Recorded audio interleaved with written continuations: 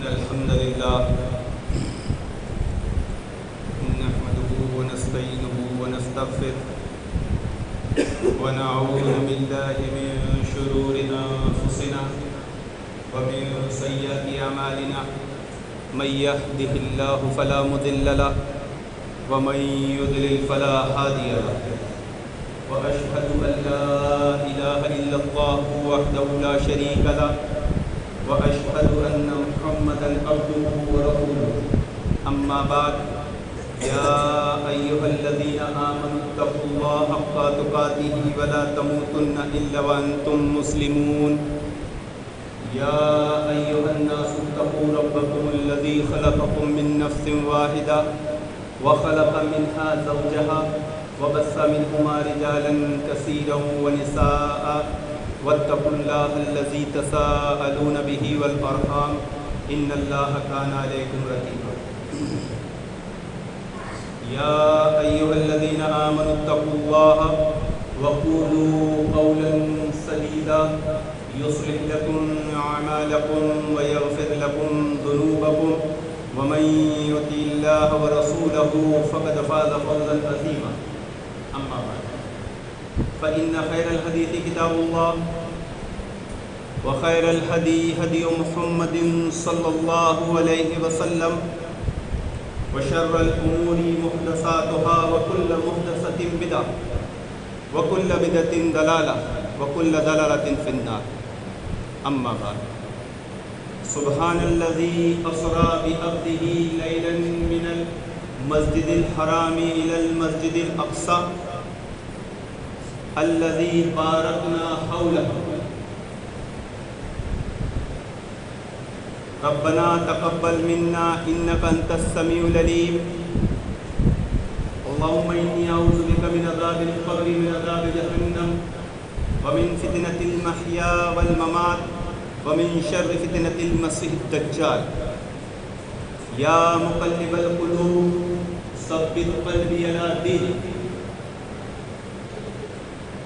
يا حي يا قيوم برحمتك استغيث واصلح لي شاني كله بلا تقلني نفسي طرفت عينين ابدا اللهم لا سهل الا ما جعلته سهلا وانت تجعل الحزن سهلا اذا شئت بے شک تمام تعریف اکیلے اللہ وحدہ لا شریک کے لیے سزاوار ہم اس کی حمد بیان کرتے ہیں، ہم اس سے مدد طلب کرتے ہیں، ہم اس سے توبہ کرتے ہیں، ہم اس سے مغفرت طلب کرتے ہیں، ہم اللہ رب العالمین کی ایسی حمد بیان کرتے ہیں جو مکمل مسلسل مصلحتار ہو اور اس کی کے بعد دیگر نازل ہونے والی نعمتوں کا شکر ادا کرتے ہیں، ایسا شکر جس میں مسلسل اضافہ ہوتا رہے اور بے پناہ درود و سلام اللہ کے نبی صلی اللہ علیہ وسلم اللہم صلی علی محمد وعلی آل محمد کما صلیت علی ابراہیم وعلی آل ابراہیم انک حمید مجید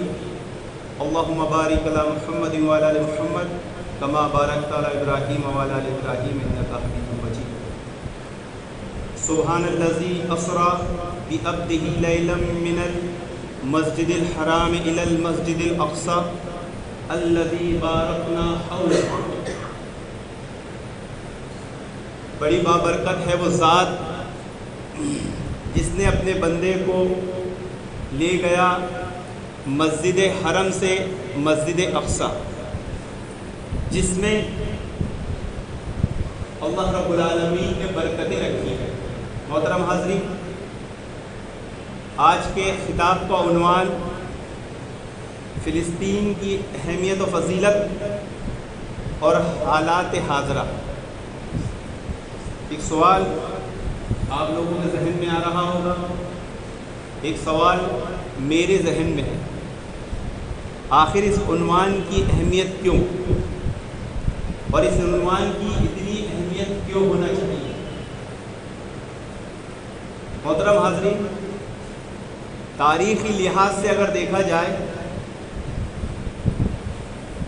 تو فلسطین کے تعلق سے، بیت المقدس کے تعلق سے، مسجد الاقصی کے تعلق سے جو رغبت، جو محبت، جو عقیدت مسلمانوں میں ہونا چاہیے تھی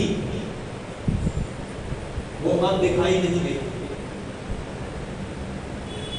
وہ اب مسلمانوں کے دلوں میں کیا،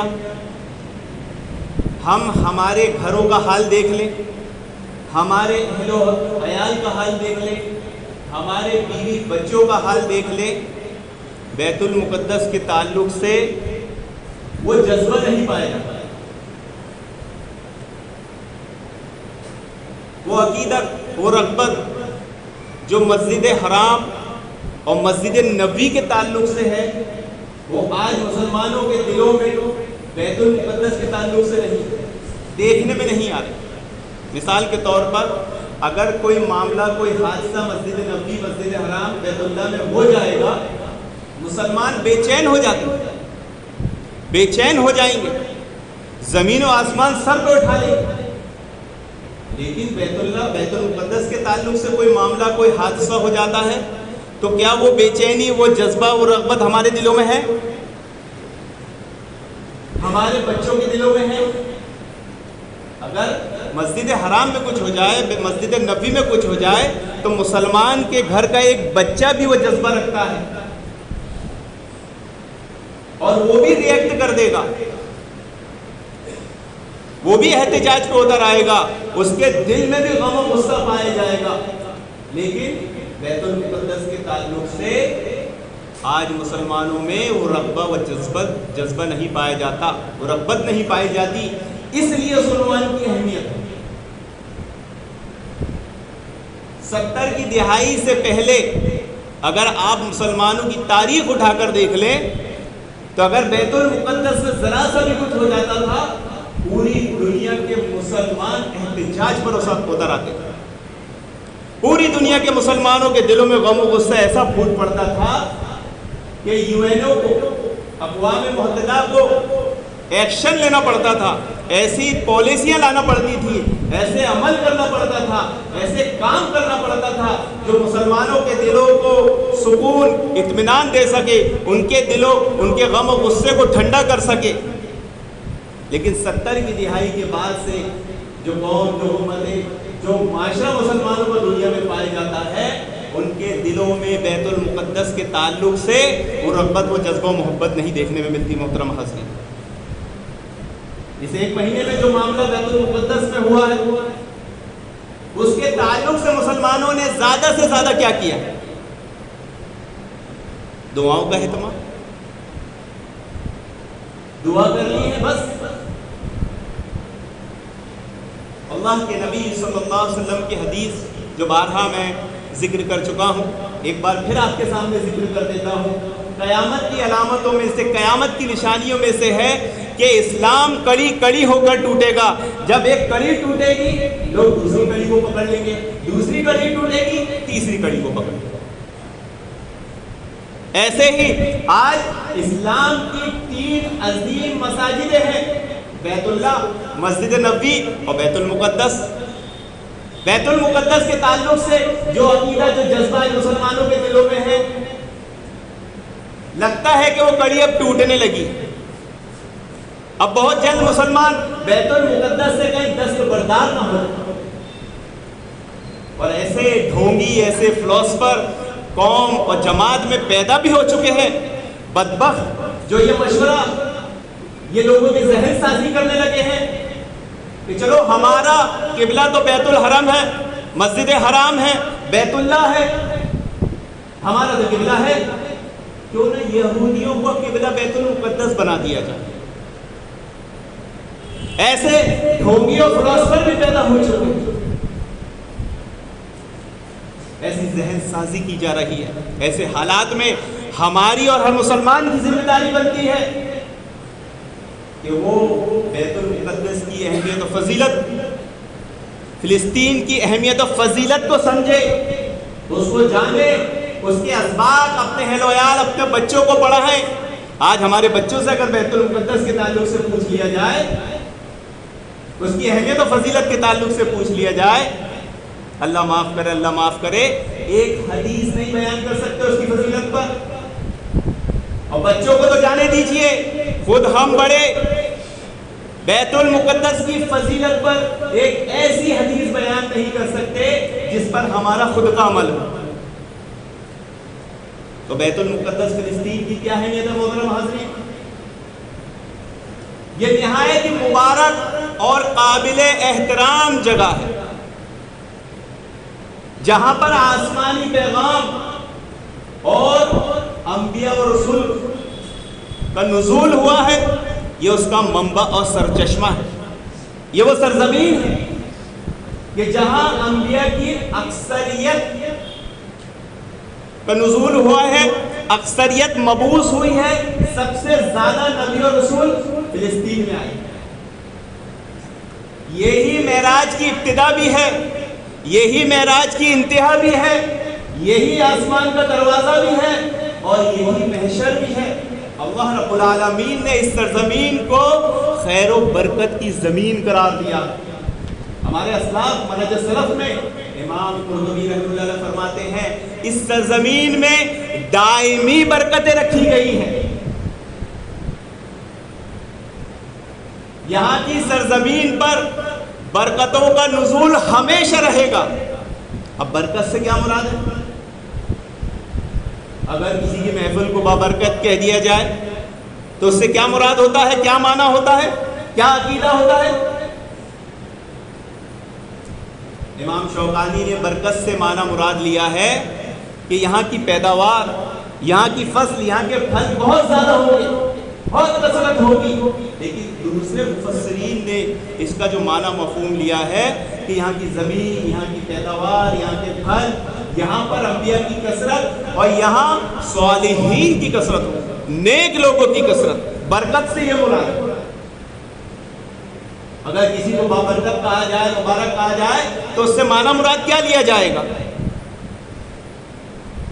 اگر وہ مبارک ہے تو کیا آپ اس سے فائدہ لیں گے؟ اگر نہیں لیں گے تو مبارک کیسے ہے؟ اس لیے بیت المقدس کیوں کہا گیا؟ اسے پاک زمین بھی کہا گیا۔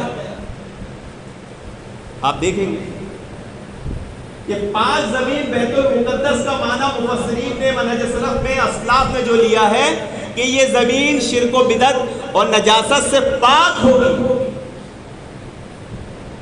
اور آج ہم دیکھتے ہیں محترم حاضرین کہ ان پر دنیا تنگ کر دی گئی ہے، ظلم و ستم کے پہاڑ توڑ دیے گئے ہیں، لیکن ان کی عورتیں باپردہ ہیں، ان کی زبانوں پر اللہ رب العالمین کا ذکر ہے، ہر تکلیف، ہر مصیبت میں اللہ اکبر کے نعرے ہیں، کوئی یا غوث یا علی یا حسین کے نعرے وہاں نہیں لگا رہا ہے، کیونکہ زمین شرک و بدعت سے پاک، نجاستوں سے پاک ہے۔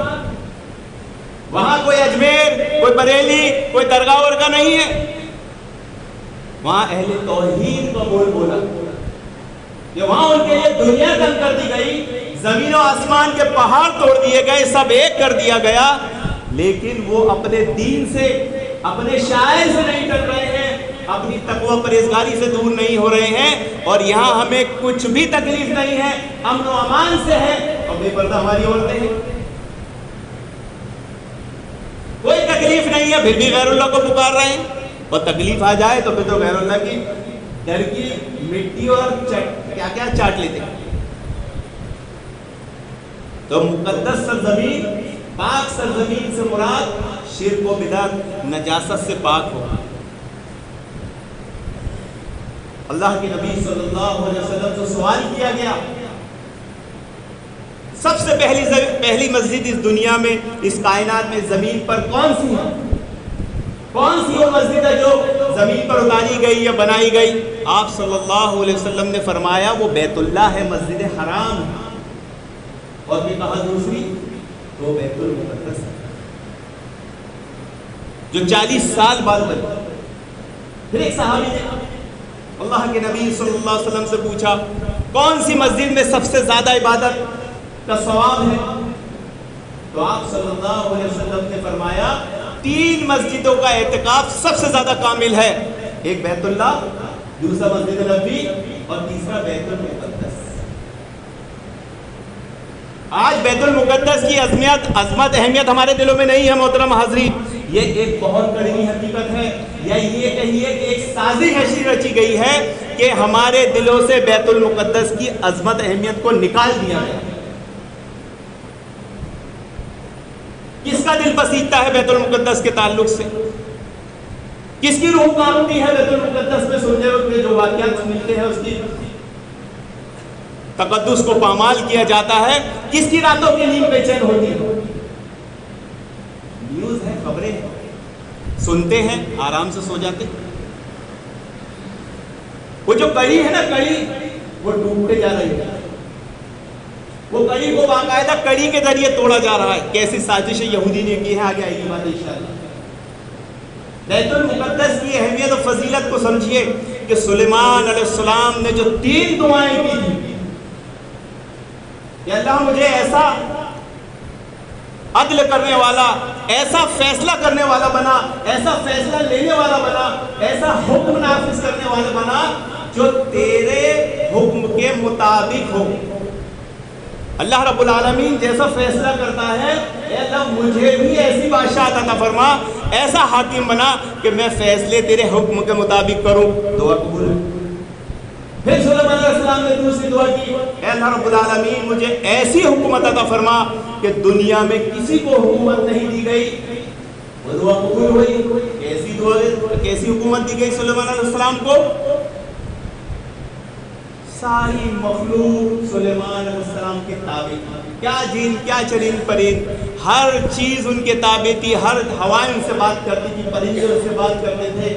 یہاں تک کہ جب ہیکل سلیمانی تعمیر ہونے لگا اور اختتام کو ابھی پہنچا نہیں تھا اور سلیمان علیہ السلام کی وفات کا وقت آ گیا تو آپ لکڑی کے ٹیک لگائے کھڑے تھے اور آپ کا انتقال ہو گیا، فوت ہو گئے. اور جو جن تھے جو تعمیر کر رہے تھے وہ یہ سمجھ رہے کہ سلیمان علیہ السلام ہم کو دیکھ رہے ہیں اور آپ کی اطاعت میں انہوں نے ہیکل سلیمانی کو تعمیر کر دی.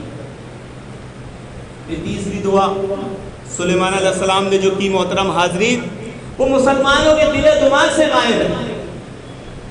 اسی لیے بیت المقدس کی اہمیت و فضیلت ہمارے دلوں میں نہیں. سلیمان علیہ السلام نے تیسری دعا کی کہ اللہ جو اس مسجد میں نماز پڑھ لے اس کے تو سارے گناہ معاف کر دے. ایسا کر دے جیسے وہ ابھی اس کی ماں کے پیٹ سے پیدا ہوا. یہ ہے بیت المقدس کی فضیلت، اہمیت. یہ ہے وہاں نماز پڑھنے کی اہمیت و فضیلت. لیکن ایسی سازشیں، ایسے جال بنے گئے ہیں جس کے ذریعے آپ اس فضیلت کو حاصل نہ کر سکتے. چاہ کر بھی اگر کسی کو حدیث معلوم ہو گئی تو کیا وہ جا کر بیت المقدس میں نماز پڑھ سکتا؟ پاسپورٹ پہ لکھا ہے سب جگہ جا کر آپ دورہ کر سکتے ہو اسرائیل کو چھوڑ کر. جن لوگوں نے پاسپورٹ بنائے ہوں گے ان کو معلوم ہوگا کہ پاسپورٹ میں اسرائیل کا دورہ نہیں ہوتا. ہاں جس کے بعد 2 ملک کی نیشنلٹی ہوگی وہ جا سکتا. تو بیت المقدس کی اتنی فضیلت ہے محترم حاضرین کہ جو وہاں نماز پڑھ لے اس کے سارے گناہ معاف ہو جاتے ہیں. ایسا ہو جاتا ہے جیسے ماں کے پیٹ سے پیدا ہوا ہے. اور ایک روایت میں آتا ہے حضرت میمونہ رضی اللہ عنہا اللہ کے نبی صلی اللہ علیہ وسلم سے پوچھتی ہے، اللہ کے نبی صلی اللہ علیہ وسلم بیت المقدس کے تعلق سے ہمارا عقیدہ ایمان کیا ہونا چاہیے؟ اللہ کے نبی صلی اللہ علیہ وسلم نے فرمایا کہ یہی ابتدا ہے اور یہی امتحان ہے. میدان محشر یہی برپا ہوگا. فوراً دوسرا سوال، اگر میں وہاں نہیں جا پاؤں، مجھ میں استطاعت نہ ہو. حضرت میمونہ کون ہے؟ اللہ کے نبی کی بیوی ام المومنین نہیں ہے. یہ آپ کی وہ باندی ہے جسے آپ نے آزاد کیا. یہ دوسری وہی میمونہ سے یہ نہ سمجھے کہ ام المومنین ہے تو مدینہ میں. بیت المقدس دور ہے 1000 کلومیٹر. کہا اگر میں وہاں جا نہیں پاؤں، جیسے ہمارا حال ہے، ہم نہیں جا سکتے، ہم نہیں جا پاتے، ہمارے پاسپورٹوں میں اجازت نہیں ہے، اگر ہم چاہیں بھی تو نہیں جا سکتے. تو انہوں نے بھی سوال کر لیا. اللہ کے نبی صلی اللہ علیہ وسلم نے فرمایا اگر تم اس کی استطاعت نہیں رکھتی کہ بیت المقدس نہیں جا سکو تو کم سے کم وہاں تیل بھیج دیا کرو کہ وہ تیل بیت المقدس کے چراغوں کو روشن کر دے گا اور یہ تمہاری حاضری مانا جائے گا۔ محترم حاضرین، ان سوال و جواب میں آپ نے بارہا اس طرح کے سوال و جواب صحابہ اکرام کے اللہ کے نبی صلی اللہ علیہ وسلم کے سے سنے ہوں گے۔ کبھی غور کیا ہے ان سوال و جواب کے تعلق سے صحابہ کا کیا موقف تھا اور آج مسلمان معاشرے کا کیا حال ہے؟ دین کے تعلق سے سب سوال کرتے ہیں، اس زمانے میں بھی سوال تھے، آج بھی ہے۔ اس کا فرق آج کا فرق یہ ہے کہ اس زمانے کے لوگ سوال کرتے تھے عمل کرنے کے لیے اور آج سوال ہوتا ہے علم بڑھانے کے لیے۔ وہ سوال اس لیے کرتا ہے میں بڑا علم والا کہلاؤں، مجھے بڑی جانکاری ہو، کوئی میں سے پوچھے تو اس کے سوال کا فوراً جواب دے دوں۔ یہ منہج سلف نہیں ہے۔ منہج سلف یہ ہے کہ جتنا علم ہو اتنا عمل کر، جتنا علم حاصل کرے اتنا عمل کرے، اور علم حاصل کرے عمل کرنے کے لیے۔ بیت المقدس کی فضیلت، اہمیت ایک مسلمان کے نزدیک کیا ہونا چاہیے، اس ذوق و شوق کو بڑھانے کے لیے ہم نے اس خطبے کا اہتمام کیا ہے۔ بیت المقدس اصل میں تین مذہب کے لیے بہت اہمیت کا حامل ہے، مسلمانوں کے لیے، عیسائیوں کے لیے اور یہودیوں کے لیے۔ مسلمانوں کے لیے بیت المقدس ہے، عیسائیوں کے لیے وہ عیسیٰ علیہ السلام کی پیدائش کی جگہ ہے، اور یہودیوں کے لیے وہ ہیکل سلیمانی ہے۔ تاریخ مسلمانوں کو معلوم ہونا چاہیے، تاریخ مسلمانوں کی ہونے والی آنے والی نسلوں اولادوں کو معلوم ہونا چاہیے۔ یہ علم اس نیت سے حاصل کرنا چاہیے کہ ہم اس قوم کے لیے اور یہ اس قوم کے خلاف جو سازشیں ہو رہی ہیں ان کا سدباب، ان کا رد کرنے کے لیے حاصل کریں، اس پہ عمل کریں۔ ابراہیم علیہ السلام کے دو بیٹے تھے، اسماعیل علیہ السلام اور اسحاق علیہ السلام۔ اسحاق علیہ السلام کے ایک بیٹے تھے جن کا نام تھا یعقوب علیہ السلام۔ کہانی یہاں سے شروع ہوتی ہے۔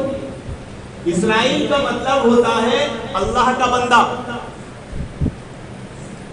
کوئی یہ نہ سمجھے کہ یہودی جو اللہ کے بندے ہیں بڑی فضیلت، یہ اصل میں یعقوب علیہ السلام کا لقب تھا۔ اسرائیل کس کا لقب تھا؟ یعقوب علیہ السلام۔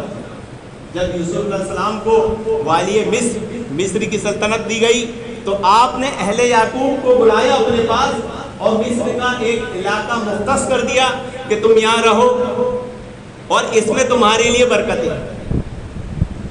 اور یوسف علیہ السلام کے 12 بھائی تھے۔ اللہ رب العالمین نے 12 بھائیوں کے نام کے ساتھ 12 چشمے جاری کر دیے۔ اس میں سے یعقوب علیہ السلام کے لقب کے طور پر اسرائیل نام پڑا، جسے آج یروشلم کہا جاتا ہے۔ یہ بھی یاد رکھیں کہ یوسف علیہ السلام کے ایک بھائی کا نام یہودا تھا، جس کی نسل آگے بڑھی تو اس میں سے اسرائیلی یہودی کہلائے۔ ایک سوال آیا اور آیا تھا میرے پاس میں، بھائی تم نے اپنے بچے کا نام یزید کیوں رکھ لیا؟ یوسف علیہ السلام کے بھائی کا نام تو یہودا تھا، وہ کیوں نہیں رکھا؟ وہ بھی تو نبی کا نام ہے، وہ بھی تو نبی کے بھائی کا نام ہے، تو وہ کیوں نہیں رکھا؟ اب جس کو منہج سلف معلوم ہوگا وہ اس کا سوال کا جواب آسانی سے دے گا، اور جو منہج سلف سے محروم ہوگا وہ میرا کنفیوز ہو جائے گا۔ نام کیا رکھنا ہے کیا نہیں رکھنا ہے ہمیں اسلاف کو دیکھنا ہے، انہوں نے دین کو کیسے سمجھا۔ اگر یہودا نام رکھتے، یہودا نام رکھ سکتے تھے، یہودا نام رکھنا جائز ہوتا، یہ نہ صحیح ہوتا، تو بتائیں نبی اور صحابہ کی جماعت میں سے کس نے، محدثین اماموں کی جماعت میں سے کس نے یہودا نام رکھا؟ کوئی ایک مثال دے۔ ورنہ یزید نام 15 صحابہ کے نام ہے، یزید نام 150 محدثین کے نام ہے، یزید نام تو یہاں برہانپور میں جو اولیاء دفن ہے پیٹرول پمپ کے پاس بس اسٹینڈ پہ ان کا بھی نام ہے، یزید نام تو بریلویوں کے جو پیر ہیں با یزید بستانی ان کا بھی نام ہے۔ تو یہودا سے جو نسل آگے بڑی محترم حاضرین وہ کیا کہلائی؟ اسرائیلی یہودی۔ یعقوب علیہ السلام بہت جلیل القدر نبی ہے اور آپ کی نسل سے 70,000 نبی آئے ہیں۔ کتنے؟ 70,000 نبی۔ پھر وقت آگے گزرتا گیا، موسیٰ علیہ السلام کا دور آیا، جب فرعون نے موسیٰ علیہ السلام اور بنی اسرائیل پر زمین کو تنگ کر دیا تو آپ نے وہاں سے اپنی قوم کو لے کے ہجرت کی۔ اللہ رب العالمین نے آپ پر رحمتوں کرامتوں کی برکتوں کی بارش کی، منسلوہ اتارا، چشموں کی بہتات ہوئی، مچھلیوں کی بہتات ہوئی، مچھلیوں کے شکار کا ذکر قرآن مجید میں ہے، اور ایک لال گائے کا تذکرہ قرآن مجید میں کہ جس کے ٹکڑے کو، اس لال گائے کے ٹکڑے کو جب ایک مقتول کو مارا گیا تو اس نے اپنے قاتل کا پتہ بتا دیا مرنے کے بعد۔ تو وہ جو لال گائے کا تذکرہ ہے وہ ان یہودیوں کے نزدیک بہت ہی اہمیت کی حامل ہے۔ یہودیوں کے نزدیک جو چیز اہمیت کی حامل ہے وہ کیا ہے؟ لال گائے، ہیکل سلیمانی، اور پھر آگے تیسری چیز کہ پھر وقت گزرتا گیا، پھر آیا داؤد علیہ السلام کا دور۔ داؤد علیہ السلام نے جب جالوت کو ہرایا تو جالوت سے آپ نے صندوق سکینہ، جس کا قرآن میں تذکرہ ہے، یہ وہ صندوق تھا جو آدم علیہ السلام کا صندوق تھا، اور آدم علیہ السلام سے سلسلے وار نبیوں تک چلا آیا۔ تو موسیٰ علیہ السلام کے دور کے بعد، موسیٰ علیہ السلام کے جانے کے بعد بے شمار نبی آئے، تو بنی اسرائیل نے کیا کیا کہ موسیٰ علیہ السلام کی باقیات کو اس صندوق میں محفوظ کیا، تورات کے نسخوں کو، منسلوہ کو اس صندوق میں محفوظ کیا۔ تو یہودیوں کے نزدیک یہ تابوت سکینہ بہت اہمیت کا حامل ہے، ایک لال گائے، ایک تابوت سکینہ۔ پھر وقت گزرتا گیا، داؤد علیہ السلام نے جالوت سے جب تابوت سکینہ لیا تو اس کی حفاظت کے لیے آپ نے ہیکل سلیمانی بنایا، لیکن وہ آپ کی زندگی میں مکمل نہیں ہو سکا اور آپ کی وفات ہو گئی۔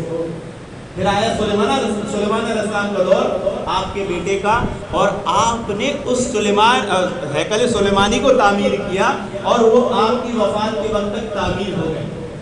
تو یہ ہیکل سلیمانی کیا ہے؟ یہ وہ تابوت سکینہ رکھنے کے لیے بنایا گیا تھا، جسے ایک مسجد بھی کہا جاتا ہے، جسے بیت المقدس بھی کہا جاتا ہے۔ اب سلیمان علیہ السلام کے دور کے بعد ایک بادشاہ آیا، بابل کا بادشاہ بخت نصر، جس نے اسرائیلیوں پہ حملہ کیا، ہیکل سلیمانی کو ڈھا دیا اور وہ تابوت سکینہ لے کر چلا گیا۔ پھر آیا سائپرس گریٹ، جسے سکندر اعظم وغیرہ کہا جاتا ہے، اس نے واپس فلسطین کو آباد کیا، واپس اس شہر کو فتح کیا اور وہاں پر یہودیوں کو لا کر بسایا، واپس ہیکل سلیمانی تعمیر کیا، تابوت سکینہ وہاں رکھا۔ ایک سوال ابھی چل رہا ہے 10:30 ان حالات میں کہ کیا بیت المقدس شہید کیا جائے؟ تو محترم حاضرین، ہیکل سلیمانی کے تعلق سے جو ہسٹری ملتی ہے، جو تاریخ ملتی ہے، جو حدیثوں میں ذکر آتا ہے، ہیکل سلیمانی 3 بار تعمیر ہوتی ہے۔ کتنے بار؟ 3 بار، اور وہ 2 بار تعمیر ہو چکا ہے، ایک سلیمان علیہ السلام کے ہاتھ سے اور دوسرا سائپرس دا گریٹ کے ہاتھ سے۔ سائپرس دا گریٹ کے بعد آیا عیسیٰ علیہ السلام کا دور۔ عیسیٰ علیہ السلام کو یہودیوں نے دجال تک کہا، ناجائز تک کہا، بہت سے الزامات لگائے، یہاں تک کہ انہیں سولی کو چڑھانے کی کوشش کی، اللہ رب العالمین نے ان کو بچایا، آسمان پر اٹھا دیا۔ یہیں سے 2 قومیں بنی، یہودی اور عیسائی۔ عیسیٰ علیہ السلام کے آنے کے بعد عیسائی اور یہودی بنے، اور پھر عیسائی یہودیوں میں چھوٹی موٹی جنگیں ہونے لگی. پھر ان میں ایک بادشاہ آیا ٹائٹس کر، جس نے فلسطین پر، یروشلم پر ایسا حملہ کیا کہ یہ حملہ جو دکھایا جاتا ہے یہ کچھ بھی نہیں ہے. ان کی اینٹ سے اینٹ بجا دی، ہیکل سلیمانی کو توڑ کر رکھ دیا، اور تابوت سکینہ کہاں غائب وہ پتہ ہی نہیں چلا. اور صرف دیوار گلیہ جسے آج کہا جاتا ہے، جو بیت المقدس میں، جس کے پاس کھڑے رہ کے یہ یہودی عبادت کرتے ہیں، ماتم کرتے ہیں، صرف وہ دیوار آج باقی ہے. تو ٹائٹس کے 500 سال بعد اللہ کے نبی صلی اللہ علیہ وسلم کا نزول ہوا، آپ مبعوث ہوئے، نبی مقرر ہوئے. تو یہودی 500 سال تک امت اس گمان میں تھے کہ اللہ رب العالمین ان پر غلبہ نازل، ان کو غلبہ دے گا، انہیں دنیا کی حکومت دے گا، اور وہ آخری نبی، آخری پیغمبر کے انتظار میں تھے. اور وہ آ گئے محمد رسول اللہ صلی اللہ علیہ وسلم، جو آ گئے اسماعیل علیہ السلام کی نسل سے. یہودیوں نے دیکھا کہ آج تک جتنے نبی، جتنے رسول آئے، سب اسحاق علیہ السلام سے آئے، اور یہ آخری نبی، سب سے افضل نبی اسماعیل علیہ السلام سے کیسے آ گئے؟ انہوں نے اس کا انکار کر دیا.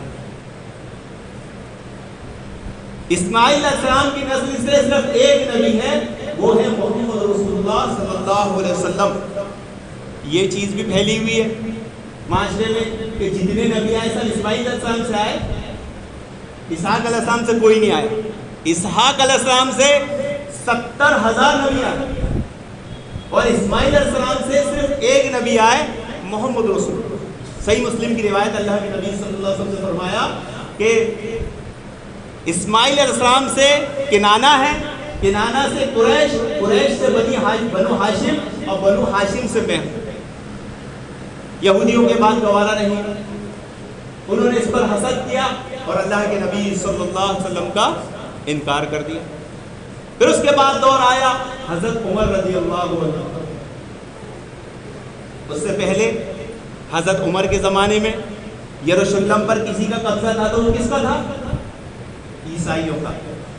عیسائی کیا کرتے تھے؟ یہ جو ہیکل سلیمانی کو ڈھا دیا گیا تھا، جس کی ایک دیوار گریہ بھی وہاں موجود ہے، وہاں پر وہ کچرا ڈالا کرتے تھے. جب حضرت عمر یروشلم پہنچے، فلسطین پہنچے، بیت المقدس میں پہنچے، اور جا کر یہ چیز دیکھی تو آپ سخت برہم ہوئے اور عیسائیوں کو ڈانٹ لگائی، اور پھر وہاں ایک مسجد بنائی جسے آج ہم مسجد اقصی کہتے ہیں. گنبد صخرہ اور مسجد اقصی، اس کی بھی ایک تفصیل ہے. تو یہ سوال کہ کیا آخر میں بیت المقدس ڈھا دیا جائے گا؟ کیونکہ 3 بار ہیکل سلیمانی کی تعمیر ہوگی، 2 بار ہو چکی ہے، اب تیسری بار ہوگی. تو وہ ڈھایا جائے گا کہ نہیں ڈھایا جائے گا یہ واللہ اعلم، لیکن ہیکل سلیمانی تعمیر ہوگا. اور اس کی تیاری یہودی آج سے نہیں 2000 سال سے کر رہے ہیں. اللہ رب العالمین نے ان کو غلبہ نہیں دیا. پھر اس کے بعد عباسیوں کا دور آیا. عباسیوں کے دور میں عیسائیوں نے پھر یروشلم پہ قبضہ کر لیا. پھر اس کے بعد دور آیا صلاح الدین ایوبی رحمۃ اللہ علیہ کا. انہوں نے ایک یہودی عیسائیوں سے ایک نہیں 50 جنگیں لڑی، اور پھر بیت المقدس کو آزاد کیا.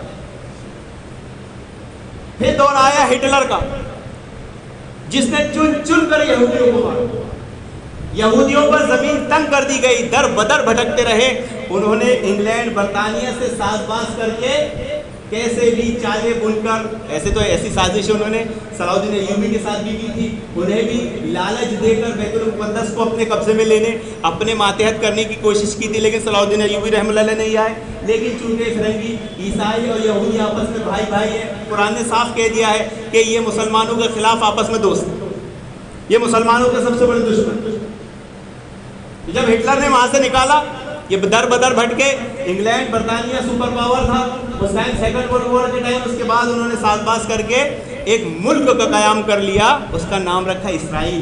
کیونکہ اب یہودی سمجھ چکے ہیں کہ اگر کچھ کرنا ہے تو ان عیسائیوں کے بل پہ نہیں کرنا ہے، ہمیں ہی کچھ کرنا پڑے گا، ہمیں ہی ایک ایسی طاقت بننا پڑے گی.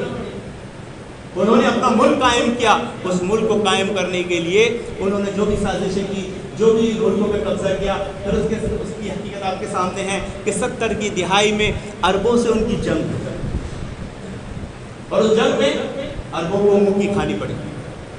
اس طرح ایک اسرائیل ایک بڑا ملک، ایک بڑی طاقت بن کر ابھرا کہ یہ معاملہ ہیکل سلیمانی، تابوت سکینہ، اور تیسری قیامت کی نشانیوں میں سے ایک نشانی ہے لال گائے، یہاں آ کر رک گیا۔ جس دن یہ 3 نشانیاں پوری ہوگی، یہودیوں کے عقیدے کے مطابق قیامت اس سے پہلے برپا قائم نہیں ہو سکتی، اور انہوں نے سمجھ لیا کہ اب ہمارا رہبر، انہوں نے محمد رسول اللہ صلی اللہ علیہ وسلم کو نہیں مانا، تو اب ہمارا آخری رہبر کون ہوگا؟ وہ ہوگا دجال۔ تو دجال کی آمد کی تیاریاں شروع ہو گئی۔ بابل پر ایئرپورٹ بنا دیا گیا، اور وہ غرقد کا درخت جو یہودیوں کو پناہ دے گا وہ جگہ جگہ لگا دیے گئے۔ یہ ساری چیزیں قیامت کی تیاریوں کی علامت ہے محترم حاضرین۔ اب ان کے پاس 2 چیزیں تو موجود ہیں، ایک تابوت سکینہ اور دوسرا ہیکل سلیمانی کی پلاننگ۔ بیت المقدس کو ڈھانے کی سازشیں کمپلیٹ ہو چکی ہیں، اس کے لیے پوری دنیا میں ماحول بنایا جا رہا ہے۔ کیسے؟ یہ بابری مسجد کا حادثہ، یہ کوئی بابری مسجد کا حادثہ نہیں ہے، یہ بیت المقدس کو ڈھانے کی سازشوں میں سے ایک سازش ہے۔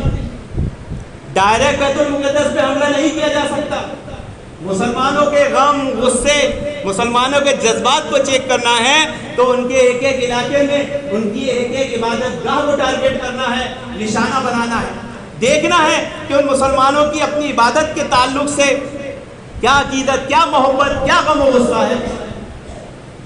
لیکن مسلمان مساجدوں کے تعلق سے لاپرواہ، بے پرواہ ہو چکے ہیں۔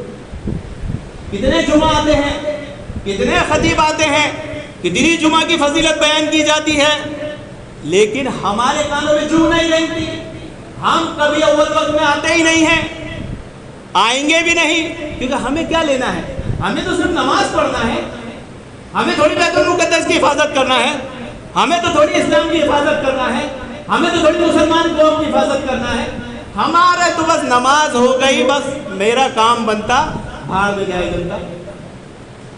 یہ وہ سازشیں ہیں جس کو آج مسلمان قوم نہیں سمجھ رہی ہے محترم حاضرین، کہ ہر علاقے، ہر ایریے میں عبادت گاہوں کو چاہے مسجد کے نام پہ ہو، چاہے مدرسے کے نام پہ ہو، ٹارگیٹ کیا جا رہا ہے دیکھنے کے لیے کہ جب مسلمان ان سے ہی دستبردار ہو جائیں گے، بابری مسجد سے دستبردار ہو جائیں گے، مدارس سے دستبردار ہو جائیں گے، ایک ماحول کریٹ ہو جائے گا، ایک اسلام کی کلی ٹوٹی دوسری کو پکڑیں گے، پھر بیت المقدس کو ڈھا دیا جائے گا، اور یہ سلسلہ یوں ہی چلتا رہے گا یہاں تک کہ بات گریٹر اسرائیل پر آ جائے گی۔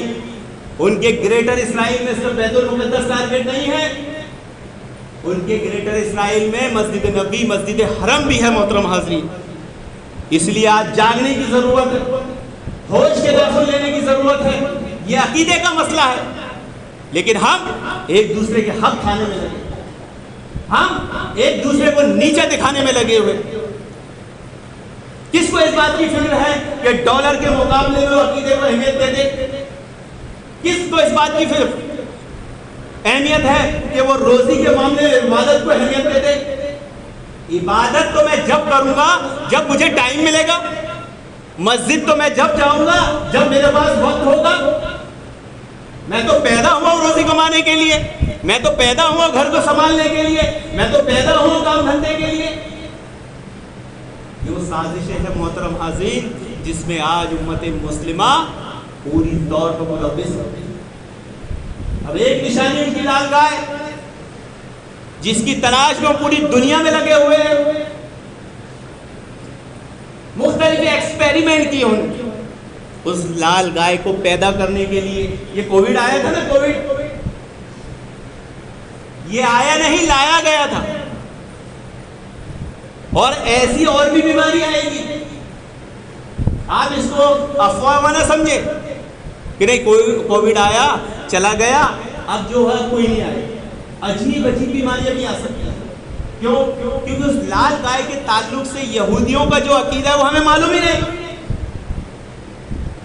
کیا عقیدہ ہے لال گائے کے تعلق سے؟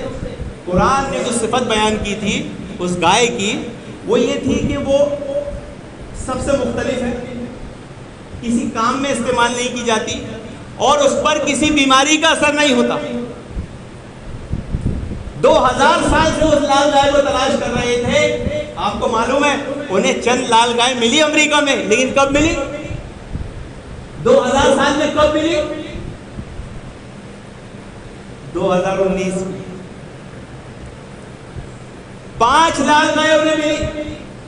لال گائے اسے کہتے ہیں کہ جس کے جسم پر سارے لال بال ہوں، ایک بھی کوئی دوسرے کلر کا بال نہ ہو. اب جب انہیں وہ لال گائے مل گئی تو انہوں نے ایسا نہیں کیا کہ چلو لال گائے مل گئی تو ہمارا عقیدہ پورا ہو گیا، قیامت قریب ہے. باقاعدہ اس پر ایکسپیریمنٹ کیے گئے اور اس ایکسپیریمنٹ کے لیے اس کووڈ کو لانچ کیا گیا کہ دیکھا جائے کہ اس کورونا کا اثر اس لال گائے پہ ہوتا ہے کہ نہیں، اور نہیں ہوا.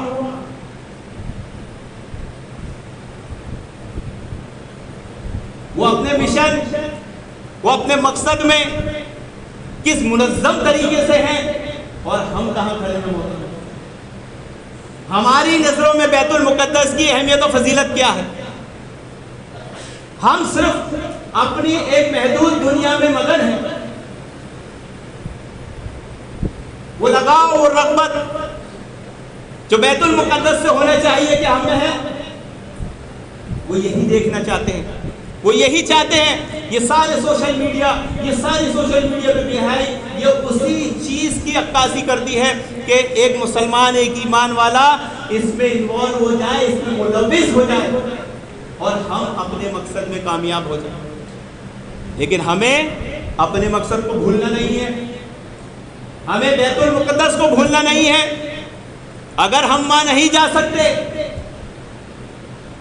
تو وہاں کے لوگوں کی مدد تو کر سکتے ہیں. جیسا حدیث میں آتا ہے کہ اگر تم وہاں نہیں جا سکتی، وہاں اپنا تیل پہنچا دو، بیت المقدس کے چراغوں کو روشن کر دو. اگر وہاں کے چراغ روشن ہو جائے محترم حاضرین، اس کا معنی یہ ہوگا کہ تم نے بیت المقدس میں حاضری. اب مسئلہ یہ آئے گا کہ وہاں کے لوگوں کی مدد کیسے کی جائے. یہودی اتنے بیوقوف نہیں ہیں، وہ یہ جانتے ہیں کہ مسلمان کو اس اہمیت و فضیلت سے محروم کرنا ہے تو ایسے لوگ بھی کھڑے کرنا پڑیں گے کہ جو ان کے اس تیل کو وہاں تک پہنچنے نہ دیں.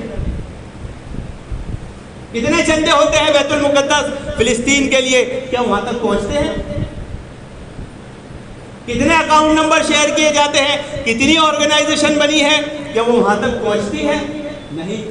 آپ کو مستند لوگوں کو تلاش کر کے یہ کام کرنا پڑے گا، ورنہ آج وہاں کی جو صورتحال ہے، آپ کا ہر ڈونیشن، آپ کی ہر مدد شیعہ روافض کے ہاتھ میں جاتی ہے. امام ابن تیمیہ کا قول یاد رکھے کہ یہود و نصارہ جب بھی دنیا میں مسلمانوں پر غالب آئے ہیں، شیعہ رافضیوں کی وجہ سے آئے.